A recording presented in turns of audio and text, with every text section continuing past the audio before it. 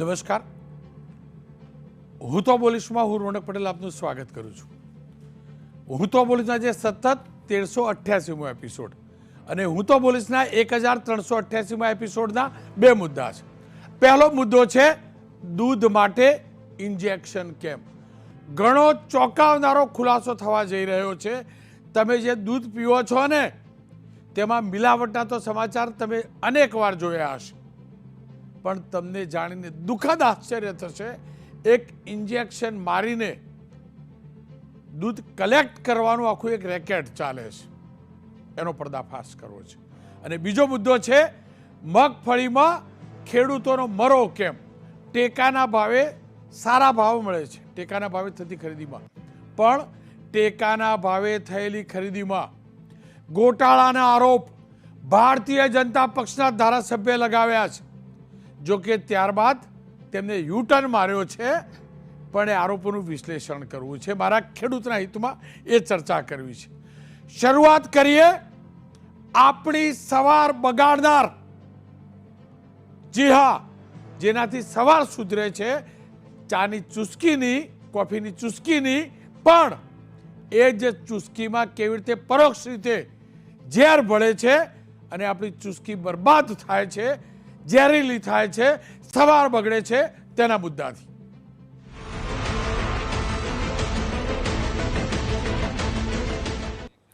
દૂધ અને દૂધના ઉત્પાદનોમાં કેવી રીતે મિલાવટ થાય છે, કયા કયા પ્રકારના રસાયણો મેળવીને દૂધ તૈયાર કરવામાં આવે છે, અથવા તો દૂધના ઉત્પાદનો ઘી સહિતના તૈયાર કરવામાં આવે છે, કેવી ભેળસેળ થાય છે, તેના અનેક સમાચાર, અનેક અહેવાલો તમે જોતા રહ્યા છો.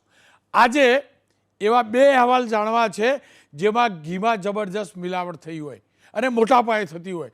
પણ એ પહેલા એક દુઃખજનક, ચિંતાદાયક સમાચાર છે. જે ગાય કે ભેંસ આપણને પૌષ્ટિક દૂધ આપે છે ને, આપણા સંતાનો જે દૂધ પીને મોટા થાય છે ને, એ ગાય ને ભેંસ એના વાછરડા કે પાડા માટે જે દૂધ આપે છે ને, એને પણ કેટલાક માફિયાઓ રંજાડે છે. દૂધ વધુ મેળવવા અને સત્વરે મેળવવા માટે કેટલાક લોકો ગાય અને ભેંસને ઓક્સિટોસિન નામનું ઇન્જેક્શન આપે છે. ખાસ કરીને ઉનાળાની સિઝનમાં, મહેસાણાની ભાષામાં કહેવાય કે એ સિઝનમાં ગાય કે ભેંસ, ખાસ કરીને ભેંસ વહોચી જતી હોય છે, એટલે દૂધ આપવાનું બંધ કરતી હોય છે. પણ એ સમયે દૂધ વધુમાં વધુ અને વહેલી તકે મેળવવા માટે કેટલાક લોકો ઓક્સિટોસિન નામનું ઇન્જેક્શન આપે છે.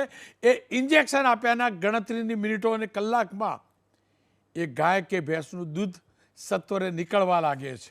જ્યારે ભેંસ દોવાની હોય છે, ગાય દોવાની હોય છે, ત્યારે ઓછી મહેનતે મહત્તમ દૂધ એ ગાય કે ભેંસના બાવલામાંથી, એટલે કે શરીરમાંથી એકઠું કરવા માટે આ ઇન્જેક્શનનો ઉપયોગ થાય છે. અને આવા ઇન્જેક્શન મોટા પાયે પકડાયા છે. રાજકોટના ધોરાજીમાં પ્રતિબંધિત ઓક્સિટોસિન ઇન્જેક્શનનો જથ્થો પકડાયો છે. ધોરાજીના ફયાઝ આરીફ વાલેરિયા નામનો આ શખ્સ, તેની પાસેથી 1600 કરતાં વધુ ઇન્જેક્શનનો જથ્થો જપ્ત થયો છે. 2,85,000ની કિંમતના આ ઇન્જેક્શન છે. દુધાળા પશુઓમાંથી દૂધ નીચોવી લેવા માટે આ ઓક્સિટોસિન ઇન્જેક્શન આપવામાં આવે છે. ઓક્સિટોસિન આપીને નીકાળવામાં આવતું દૂધ જાણકારોના મતે નુકસાન કરતા છે, ઝેરીલું છે. આ ઇન્જેક્શન સામાન્ય સંજોગોમાં મહિલાઓમાં ગર્ભધારણમાં વિલંબ ન થાય તે માટે હોય છે. ખાસ કરીને છોકરીઓમાં નાની ઉંમરે જે જોવા મળે છે પરિપક્વતાના લક્ષણો, એલર્જી થવા, ખંજવાળ આવી, સોજો આવવો, પેટ સંબંધી સમસ્યાઓ, હોર્મોનલ સંતુલન બગડવાનું જોખમ, આ બધું જે હોય છે ને, એ આના કારણે થાય છે. ઓક્સિટોસિન ઇન્જેક્શનનો દુરુપયોગ વધતા તેના પર પ્રતિબંધ મુકાયો હતો. મને યાદ છે, જ્યારે મેં 2003ની અંદર એપ્રિલ 2003, 4 એપ્રિલ 2003 મેં આ જ સ્ટોરી કરેલી. દક્ષિણ ગુજરાતમાં ઓક્સિટોસિનના ઇન્જેક્શનથી કેવી રીતે ગાય અને ભેંસનું દૂધ નીકાળવામાં આવે છે.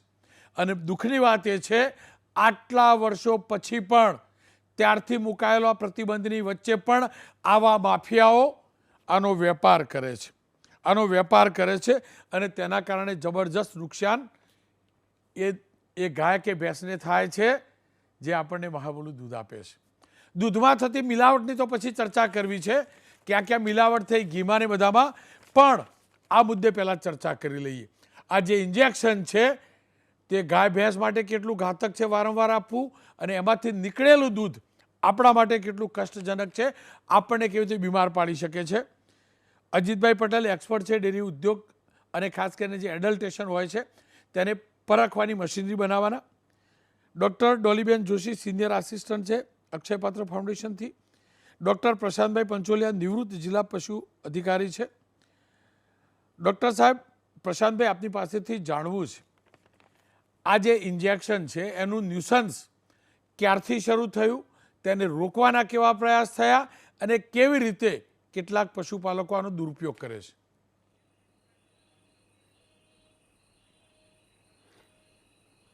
નમસ્કાર દોસ્તો, નમસ્કાર મિત્રો. હું ડૉક્ટર પ્રશાંત હંસકુમાર પંચલોથિયા, નિવૃત્ત પશુપાલન અધિકારી, મહેસાણા જિલ્લા. હવે નિવૃત્તિની પછી મને ઘણા બધી જગ્યાએ બોલાવવામાં આવે છે કે ભાઈ આ જે ઇન્જેક્શનનો ઉપયોગ છે એ કેવો રહે છે. તો સૌથી પહેલાં હું થોડીક માહિતી આપી દઉં કે આ ઇન્જેક્શન સામાન્ય રીતે જ્યારે ગર્ભ પૂર્ણ થયા બાદ બાળક ના નીકળતું હોય કે પછી વાછડું કે વાછડી ના નીકળતા હોય ત્યારે વાપરવામાં આવે છે. સાથે સાથે જ્યારે પણ કોઈ બી પશુની ઓલાદનું મરણ થાય છે ત્યારે એ પશુ દૂધ ન આપે, કારણ કે એના હોર્મોન પ્રોપરલી જનરેટ ન થાય, અંતઃસ્ત્રાવ બરાબર જનરેટ ન થાય. એટલે આ અંતઃસ્ત્રાવનું એક ઇન્જેક્શન છે જેને ઓક્સિટોસિન કહેવાય છે. હવે જ્યારે લોકોએ જોયું કે જે ગાય કે ભેંસને બાળક મરી જવાના કારણે દૂધ નથી થતું, ત્યારે ડૉક્ટર આ ઇન્જેક્શનનો ઉપયોગ કરીને એને એક વખત દૂધ ઉતારવામાં મદદરૂપ થાય એ રીતે પ્રયત્ન કરે છે. તો આને લોકો એવું સમજી બેઠા કે આનાથી દૂધ વધે છે, જે ખોટી વાત છે. આનાથી દૂધ કદાય વધતું નથી, પરંતુ શરીરમાં જે અંતઃસ્ત્રાવ નથી થતું, તેને જે હોર્મોન નથી બરાબર બનતું, એને ઇનિશિએટ કરવામાં આવે છે. અને આવું ફક્ત 1 યા વધુમાં વધુ 2 દિવસ કરી શકાય છે. એની પછી ધીરે ધીરે શરીર પોતે એ હોર્મોનને પ્રોડ્યુસ કરવા માંડે છે, કારણ કે એ નેચરલ એટલે કે પ્રાકૃતિક પદ્ધતિ છે. પરંતુ લોકોએ આનો દુરુપયોગ કરી લીધો ગેરસમજના કારણે. હવે હું તમને એક બહુ સામાન્ય પ્રશ્ન કરીશ કે જો કોઈ બી વસ્તુને વારંવાર કરવામાં આવે તો એનાથી શું થાય, એ તો તમે પણ જાણો છો કે ટેવ પડી જાય. અને જ્યારે કોઈ વસ્તુની ટેવ પડી જાય ત્યારે શરીર જે પોતે બનાવતું હોય એ બનાવવા માટે સક્ષમ રહે નહીં. એટલે વારંવાર આ ઇન્જેક્શનનો ઉપયોગ કરવામાં આવે. જો વારંવાર આનો ઉપયોગ એટલે કે દુરુપયોગ કરવામાં આવે છે તો આના અસર ક્યાં ક્યાં પડે કે બાળક જન્મ થાય તેના માટેના જે અવયવ છે એની ઉપર વારંવાર આ ઇન્જેક્શનનું અસર થાય. એનાથી પછી લાંબા ગાળે જ્યારે ગર્ભ ધારણ કર્યું હોય ત્યારે એને ગર્ભમાં પણ થોડીક તકલીફ થવા માંડે. બીજું કે એ જ્યારે બીજી વખત એને ફેરવવાનું હોય ત્યારે એનો ગાળો લાંબો થઈ જાય, કન્સેપ્શન પીરિયડ લાંબુ થવા માંડે, જે પશુપાલકને બહુ જ મોંઘું પડે. કારણ કે ફરીથી ગર્ભધારણ થાય અને બાળક થાય તો જ દૂધનો સ્ત્રાવ વધતો રહે. હવે આનાથી દૂધ વધતું નથી, પરંતુ ટેવ પડી જવાથી ઉપરાંતમાં દૂધ ઘટવાની પરિસ્થિતિ થઈ શકે છે. અને ફક્ત એટલું જ નહીં કે જે ટીટ્સ હોય છે કે જે આંચળ હોય છે તેની અંદર સામાન્ય સોજા જેવી પરિસ્થિતિ થઈ શકે છે. ક્યારેક એમાંથી દૂધનો રિસાવ થાય એટલે કે લીકેજ ઓફ મિલ્ક એવું પણ થઈ શકે છે. એની અસર કે એના પરિણામો કેવા થઈ શકે કે દૂધના જે બીજા રોગો છે જેને આપણે મસ્ટાઇટિસ કહીએ છીએ એમાં ઘણો વધારો થઈ જાય છે. હવે જ્યારે કોઈ બી ઇન્જેક્શન આપવામાં આવે તો બધાને ખબર છે કે થોડી ઘણી એની અસર દૂધમાં થતી હોય છે. એ દૂધ જ્યારે ગ્રહણ કરવામાં આવે ત્યારે એમાં બહુ સામાન્ય પણ અસર જોવા તો મળી શકે છે અને એના ઉપર સારી એવી રિસર્ચ ચાલે છે. આટલા બધા ગેરપરિણામો હોવાના કારણે આ ઇન્જેક્શન પર ઘણા વખતથી સરકાર એને પ્રતિબંધિત કરવાની હિલચાલ ચાલુ હતી જ, પરંતુ પુખ્ત પુરાવા મળ્યા પછી 2018ની સાલમાં એપ્રિલ 27ની તારીખે આના માટે GR બની ગયો, GSR 411 એ નંબરના હુકમથી આ હવે પૂરા ભારતમાં પ્રતિબંધિત છે.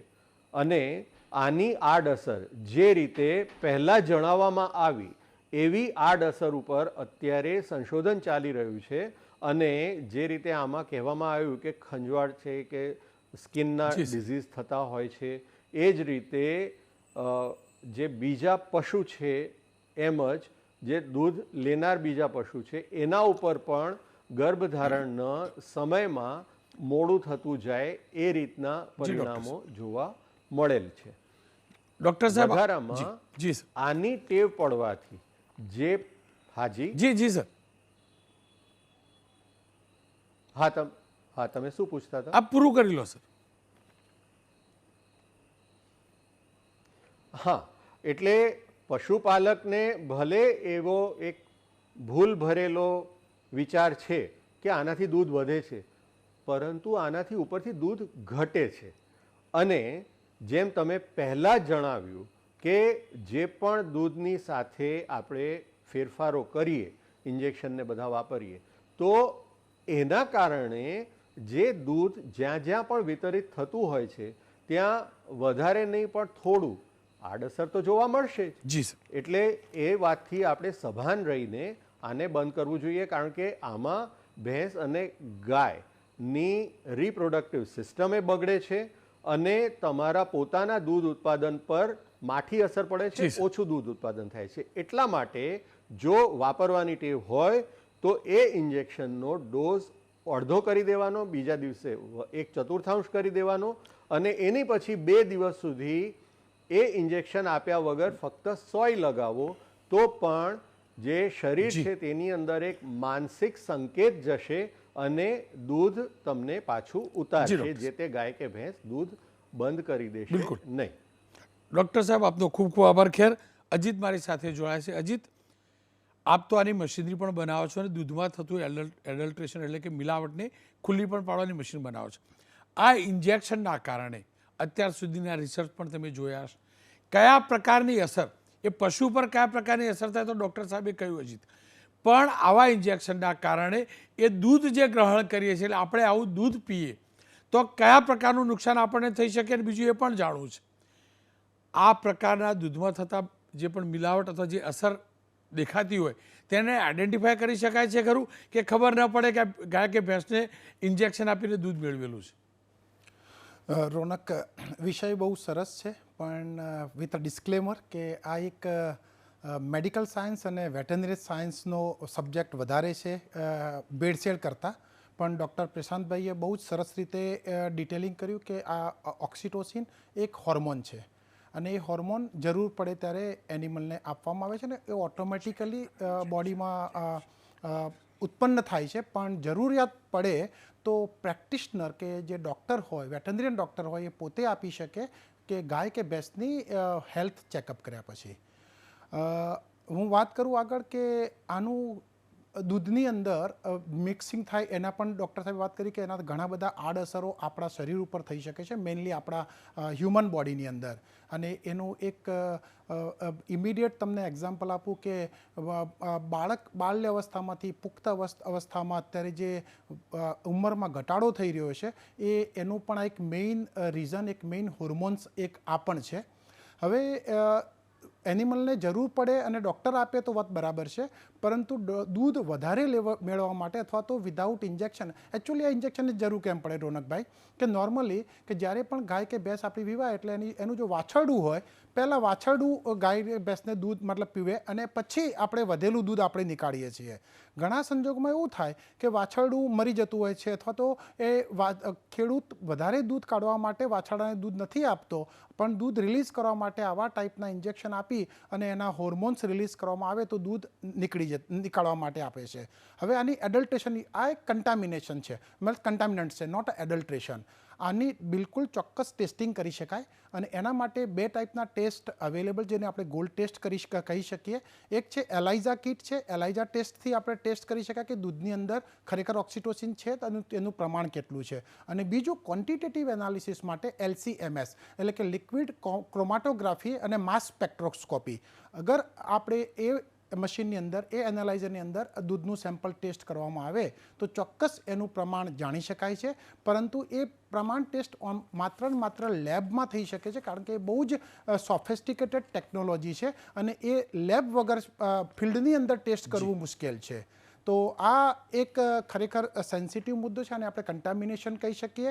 અને જે ડૉક્ટર સાહેબે વાત કરી કે ખેડૂત ઘણીવાર પોતે જાતે મતલબ ડૉક્ટર બની જતો હોય છે અને એ બહુ મોટું જોખમ લઈ લે છે અને એનાથી પશુની ફર્ટિલિટી પર પણ એની અસર પડે છે અને ચોક્કસ આપણે જે કન્ઝ્યુમર છે, આપણે જે દૂધ પીએ છીએ તો આપણી હેલ્થ પર, અને મેઇન હેલ્થની વાત કરું રોનકભાઈ તો મસલ્સ, કે આપણા મસલ્સ રિલીઝ અને સ્ટ્રોંગ થવાનું બી એક મેઇન આપણું હોર્મોન છે, ઓક્સિટોસિન છે. તો એની પર પણ એક મોટી અસર આપણને પણ આવી શકે છે. ખેર, આ દૂષણ છે, ન્યુસન્સ છે અને જે પણ લોકો આનો ઉપયોગ કરતા હશે કદાચ એનું પ્રમાણ ઘટ્યું હશે, પણ લોભ લાલચમાં આવીને જે પણ વ્યક્તિઓ ઉપયોગ કરતા હશે એ પશુપાલક ન કહી શકાય, કારણ કે તમે પશુના પાલક છો. એ પશુ એના બચ્ચા માટે દૂધ આપે, તૈયાર કરે છે. એ દૂધ એક તો આપણે ખેંચીએ છીએ, ખેંચતા નથી, આ રીતે ચૂસીએ છીએ અને બરબાદ કરીએ છીએ. અને આપણે જાનવર કરતાં પણ વધુ ગયા ગુજર્યા છીએ જો ઓક્સિટોસિનનો દુરુપયોગ કરીએ છીએ. માત્ર ઓક્સિટોસિન થકી દૂધ નહીં, એ જે દૂધ તૈયાર થયું એની અંદર પણ મિલાવટ. દૂધમાંથી જે ઘી બને છે, પનીર બને છે, ચીઝ બને છે, બ્રાન્ડેડની વાત નથી કરતો, બ્રાન્ડેડની પણ નકલ કરીને મિસ બ્રાન્ડેડ બી તૈયાર કરવામાં આવે છે. અને કેટલાક ઉત્પાદકો, કેટલાક ડેરીવાળા દુનિયાભરની મિલાવટ કરે છે. શુદ્ધ ઘીના નામે, ગાયનું શુદ્ધ ઘી, દેશી ઘીના નામે દુનિયાભરની મિલાવટ કરે છે. બનાસકાંઠાની અંદર તાજેતરમાં જ 1955 કિલો આ જ પ્રકારે શંકાસ્પદ ઘીનો જથ્થો સીઝ થયો છે. અહીંયા અમૂલનું ડુપ્લિકેશન કરીને, એટલે કે મિસ બ્રાન્ડિંગ કરીને આ પ્રકારે ઘી તૈયાર કરાતું હતું. કેમ કે અમૂલ એક સારી બ્રાન્ડ છે, પ્રખ્યાત બ્રાન્ડ છે. ત્યારે એક પ્રયાસ હતો કે એના નામનો ઉપયોગ કરીને હલકી ગુણવત્તાવાળું સસ્તું ઘી, મિલાવટવાળું ઘી બજારમાં ઘુસાડવું. ડીસામાં એક પેઢીમાંથી 5955 કિલો શંકાસ્પદ તેલ પણ આ રીતે જ મળ્યું છે. એટલું જ નહીં, અગાઉના લીધેલા સેમ્પલો પણ કેટલીક વાર ફેલ પણ ગયા છે. એનો મતલબ એ ખાદ્ય નથી, અખાદ્ય છે, એ પ્રકારનું પણ સામે આવ્યું છે. મહેસાણાના કડીમાંથી પણ ફૂડ એન્ડ ડ્રગ્સ વિભાગે જે સેમ્પલ લીધા હતા એમાંથી હંસાબેન દીપકભાઈ પટેલના ગોડાઉનમાંથી દાવત બ્રાન્ડના 13 લાખથી વધુ રૂપિયાનું 2037 કિલો શંકાસ્પદ ઘી પણ કબજે કરાયું છે. પાટણમાં પણ નકલી ઘીનો કારોબારનો પર્દાફાશ થયો છે. એસઓજીએ રહેણાંક મકાનમાંથી શંકાસ્પદ ઘીનો જથ્થો જપ્ત કર્યો હતો. અહીંથી નકલી ઘીના ડબ્બા પણ જપ્ત થયા હતા. અને આ જ રીતે સુરતના ગ્રામીણ વિસ્તારની અંદર પણ આ જ પ્રકારે ઘીની મિલાવટ કરતી એક ડેરીનો પણ પર્દાફાશ થયો હતો. ડૉક્ટર ડોલીબેન મારી સાથે જોડાય છે, સિનિયર સાયન્ટિસ્ટ છે અક્ષયપાત્ર ફાઉન્ડેશનના. ડોલીબેન, આપની પાસે એ જ જાણવું છે, આપના ધ્યાનમાં કયા કયા પ્રકારની મિલાવટો આવી છે, ઓક્સિટોસિનથી લઈને બધું જે આવે છે, અને સ્વાસ્થ્ય માટે કેટલું ખતરનાક છે, અને આપણે એટલે કે સામાન્ય વ્યક્તિ ઘી, દૂધ કે એની ઉત્પાદન ખરીદવામાં ગોથું ક્યાં ખાઈ જાય છે?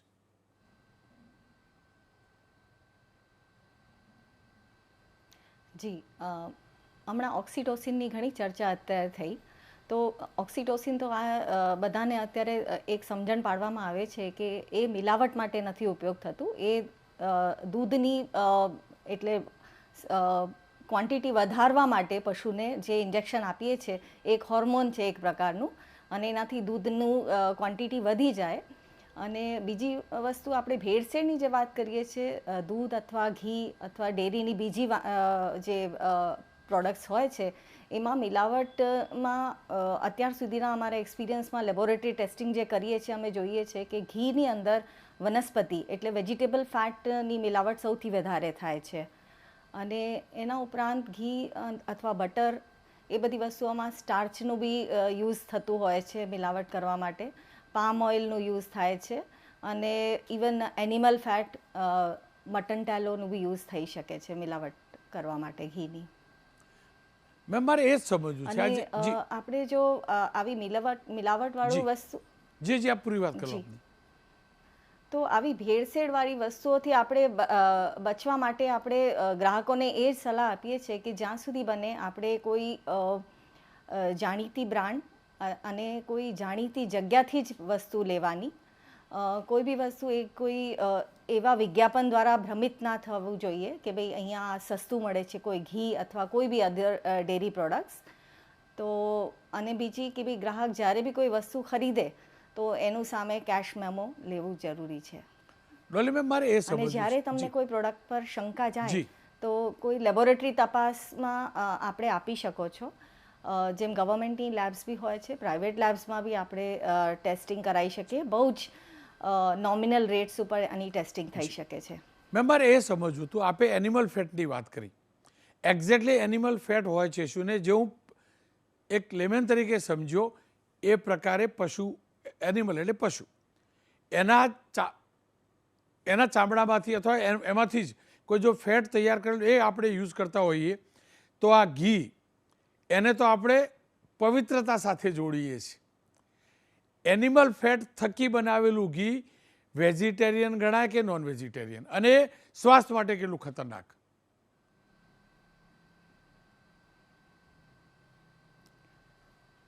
જો એનિમલ ફેટ એડલ્ટરન્ટના રૂપે યુઝ કરેલું હોય તો એ તો એક ગેરકાનૂની વસ્તુ છે. તો એને કોઈ રીતે તમે ક્લાસિફાય કરવાની જરૂર નથી. એ સીધું એક કાનૂની જુર્મ કહેવાય.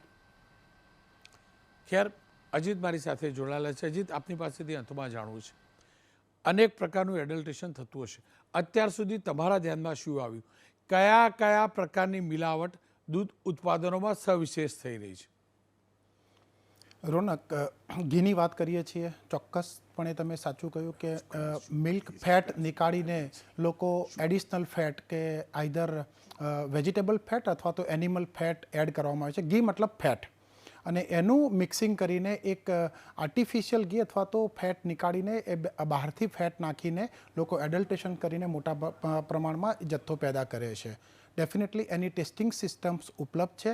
અને ચોક્કસ તમે જે વાત કરી અમૂલ પાસે એના દરેક પોઈન્ટ ઉપર કે ગેસ ક્રોમાટોગ્રાફીથી આસાનીથી આપણા ઘીનું ટેસ્ટ થઈ શકે છે. અને અત્યારે એ ટેકનોલોજી સર્વત્ર અવેલેબલ છે અને દરેક ડેરીમાં અને એમની લેબમાં એ અવેલેબલ છે, જેનાથી ખબર પડી શકે એની એસ વેલ્યુ પરથી કે એની અંદર કયા ટાઈપના મિલાવટ છે અથવા કઈ ટાઈપનું એની અંદર ફેટ મિલાવટ કર્યો છે. એક તો આ વાત થઈ ગઈ.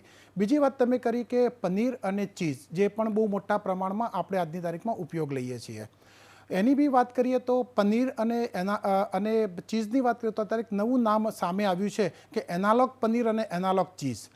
બિલકુલ તમને જાણીને નવાઈ લાગશે કે ખરેખર આમાં આપણે બધાએ જાગૃત થવાની જરૂર છે ને આપણા સરકારશ્રીએ પણ મતલબ કે થોડાક આમાં જાગૃત થવાની જરૂર છે કે એનાલોગ પનીર શું છે, એનાલોગ ચીઝ શું છે, કે એ રિયલ ચીઝ નથી પણ એ આર્ટિફિશિયલી કે જેની અંદર એડિશનલ ફેટ નાખીને કે એડિશનલ બાકીના કમ્પોનન્ટ્સ નાખીને એને બનાવ્યું છે અને એ પ્રમાણમાં સસ્તું બને છે.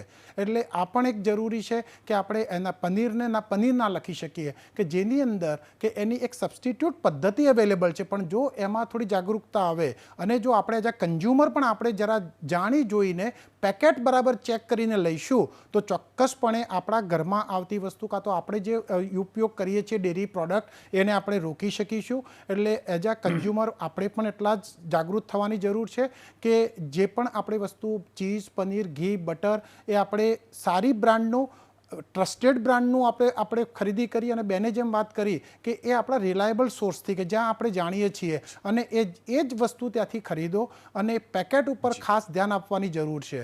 તો જો પેકેટ ઉપર, કારણ કે એ લોકો બહુ નાના અક્ષરથી લખે છે જે આપણને વંચાતું પણ નથી હોતું અને એના કારણે લઈને ઘણી વખત આપણે છેતરાવાનો બને છે.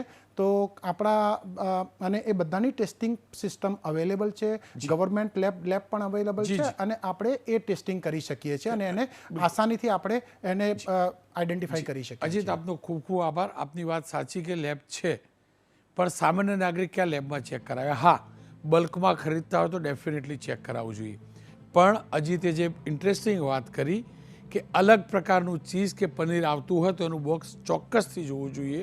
અને છેલ્લી વાત, ઇન્જેક્શન મારવું, પાલતુ જાનવરોને ઇન્જેક્શન મારવું, લાલચમાં આવીને ઇન્જેક્શન મારવું કાનૂની રીતે તો અપરાધ છે જ, પણ નૈતિકતાની ધોરણે પણ આ પાપ કરી રહ્યા છો.